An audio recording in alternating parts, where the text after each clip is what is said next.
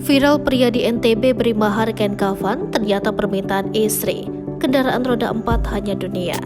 Perhiasan hingga seperangkat alat sholat sering menjadi mahar dalam sebuah pernikahan. Namun apa jadinya kalau mempelai pria memberi mahar berupa seperangkat persiapan kematian? Itu yang terjadi di Nusa Tenggara Barat baru-baru ini.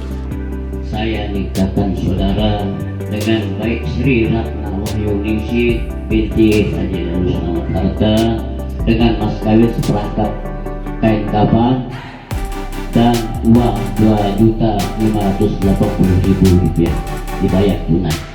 Yang terima nikahnya baik Sri Ratna Wahyuningsih binti Selamat Harta dengan mas kawin seperangkat kain kafan dan uang Rp2.580.000 dibayar tunai. Ini dia namanya